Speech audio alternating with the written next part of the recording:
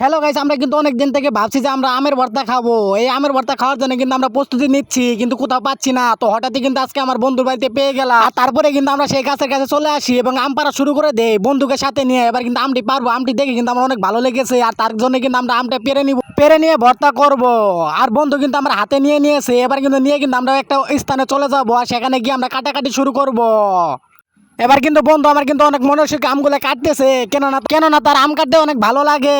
আর তার জন্য সে আম কাটতেছে, আর আমটা দেখে কিন্তু অনেক খুশি হয়ে গেছে। এভাবে কিন্তু কাটাকাটি শুরু হয়ে গেল।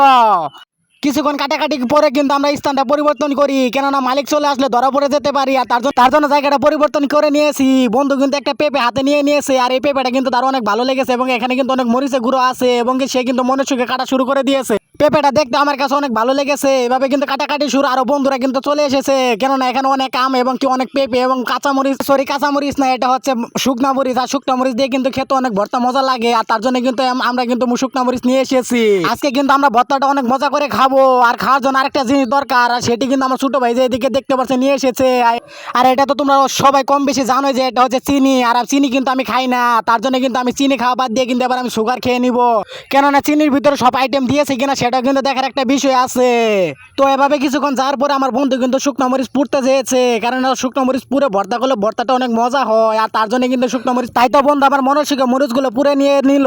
তারপরে কিন্তু এদিকে দেখতে পাচ্ছে আরেক বন্ধু কিন্তু আমার এখানে মরিচ ডলতেছে, কেননা মরিচ না দিলে ভর্তা কিন্তু কোনো স্বাদই হবে না। স্বাদই যদি না হয় তাহলে এটা আমরা খাবো কি? তার জন্য কিন্তু মরিচ এবং চিনিটা এখানে কিন্তু মিক্স করে নিব। আর তার জন্য কিন্তু বন্ধু আমার মিক্স করতেছে। এদিকে কিন্তু মরিচটা মিক্স করা শেষ, এবার কিন্তু ভর্তার সাথে ভালো করে নাড়াচাড়া দিয়ে নিল। আর এদিকে কিন্তু দেখতেই পারছো আমার বন্ধু কিন্তু মনে সুখে হাসতেছে। তাকে দেখে মনে হচ্ছে সে জীবনে ভর্তা খায়নি, আর সেই ভর্তা আজকে খাবে। তোমরা তো দেখতে পাচ্ছ সে কিন্তু সবার আগে একটা বড়া নিয়ে নিছে, এমন ভাবে খাচ্ছে। তাকে দেখে আমার একটা আখাংরা বন্ধুর কথা মনে পড়ে গেছে।